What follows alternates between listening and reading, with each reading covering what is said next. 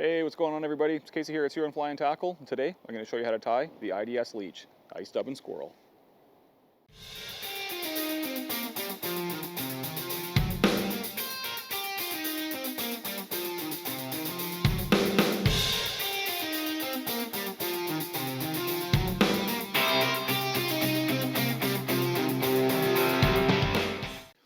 Alright, so to tie this leech pattern, I've taken an Ahrex NS 105 streamer hook, the down eye, in a size 10, and to that I have added a metallic purple 7/64 Pro Tyer enticed brass bead. I'm going to tie this in a 10. I'll commonly tie it 12 through 6. I mean, you can go even bigger if you want to throw a massive chunk of meat out there for them. And if I was going to downsize this, I would definitely add a smaller bead, and vice versa with a larger hook, I would go with a bigger bead. From there, I'm going to lay down a foundation of 6/0 black uni thread, and I'm just going to tie that in right behind my bead. A few wraps over itself just to lock it in, and trim my tag. Just going to cover the hook shank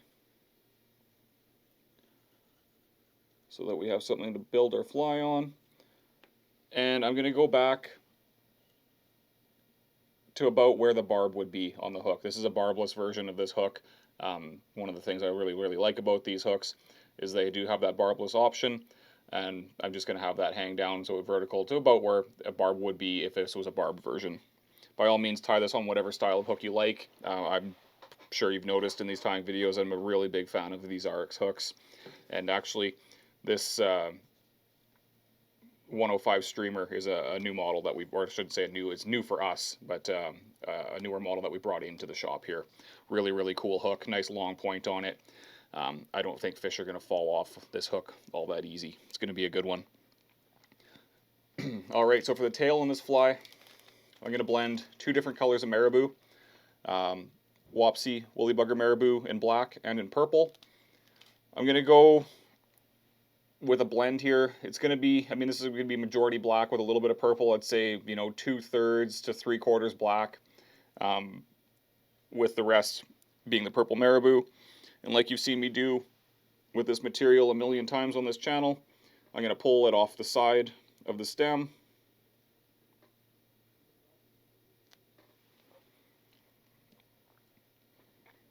Lay down a little bit of the black. Take a small clump of purple.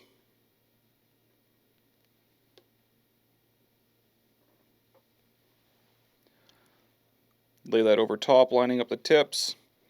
And I'm going to take a little bit more black and just pop it over the top. So essentially, I've just made a marabou sandwich here.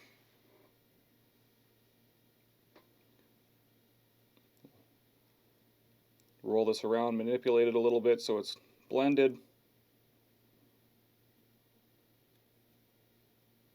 And now for the length of my tail, I'm going to go about 1 hook shank length. And we'll secure that in, again, kind of where that barb would be, or in line with where that barb would be. A couple of wraps.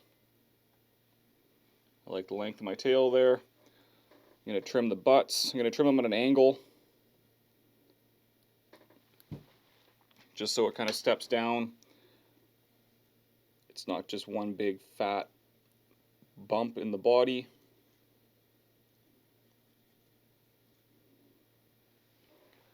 From here, just add a little bit of flash. I'm going to take some Hareline crystal flash in UV Midnight Black.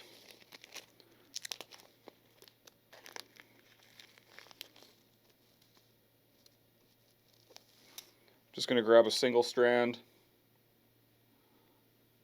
double it over, and just lay it down both sides of my tail.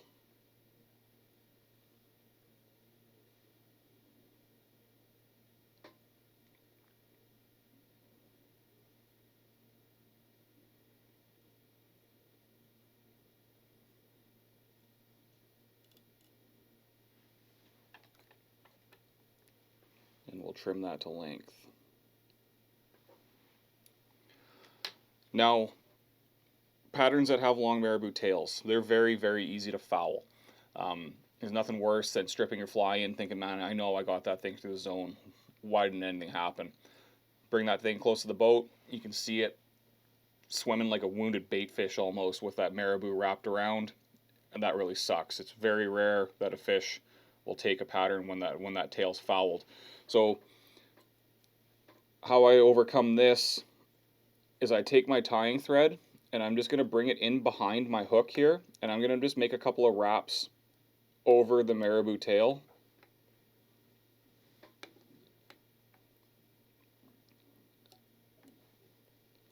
I just do 2, and then I bring the thread back onto the shank of the hook. Now, you'll notice when you do this that it reverses the direction of your tying. So in order to overcome this, I'm just going to pinch that thread down, and I'm going to start tying back in that proper direction, and I'm just going to back the thread over itself just so that it's all secure.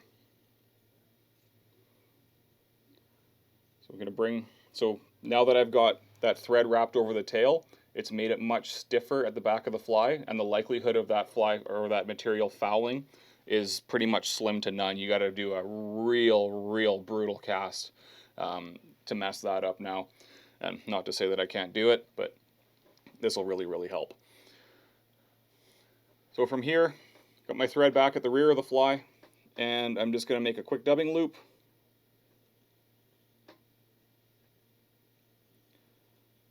Wind that thread forward.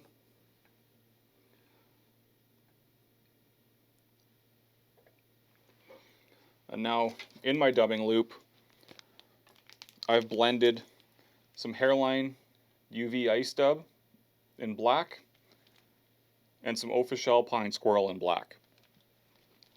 On these smaller patterns, I definitely like using the Pine Squirrel. It's a little bit shorter material.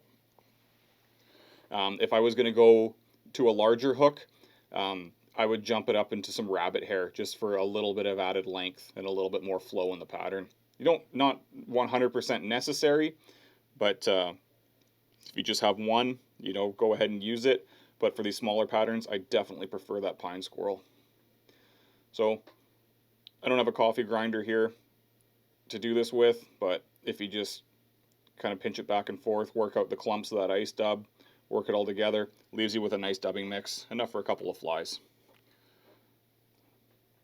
So I'm just going to disperse this dubbing into my loop.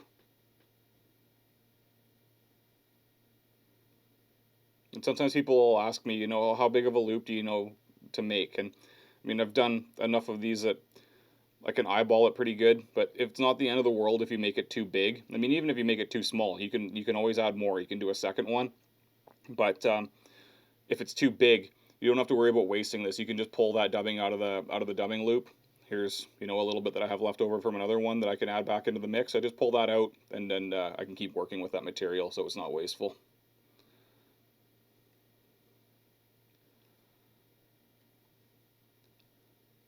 We'll just keep feeding this in so that it's nice and even.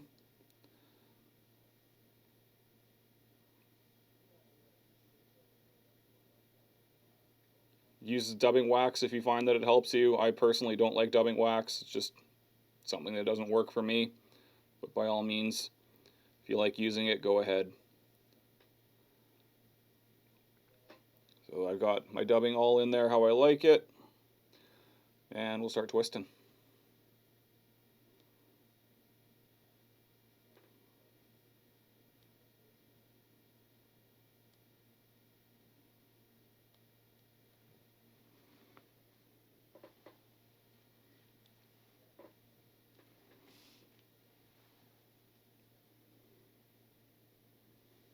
Now from here, I'm just going to transfer my dubbing loop off of my dubbing hook here onto a pair of hackle pliers, and I just find this is easier to wrap. And yeah, you're probably wondering why I'm not using a rotary vise. By all means, if you've got a rotary vise, I've just never got onto that train. I mean, I know it's a very useful tool. This is just how I've always done it, and you know how fishermen are. Sometimes it's just tough to break old habits. One day I'll get there, but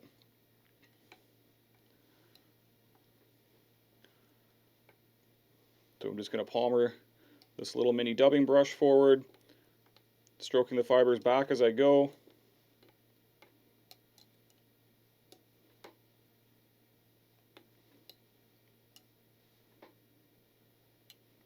I know having a rotary vise in this would make this much more efficient, but sometimes it's tough to teach an old dog a new trick. I'm stubborn.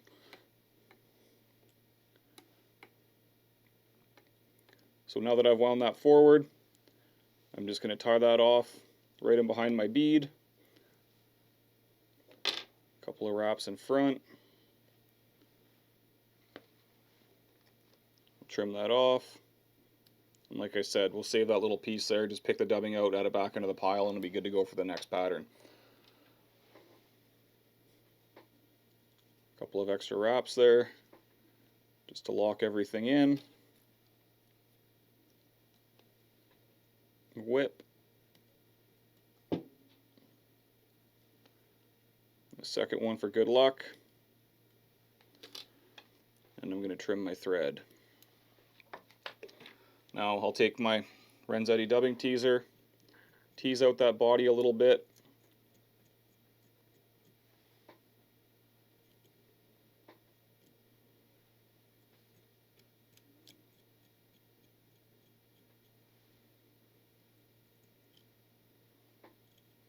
And there you have a very effective little leech pattern, the IDS, Ice Dub and Squirrel. So you can tie these in a variety of colors. I like this black and purple for deep water fishing in particular.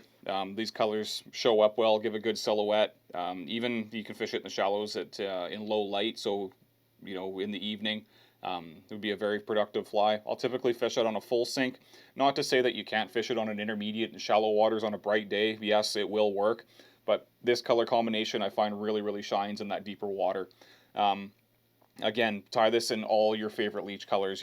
Like black and blue would show up in that deep very well too.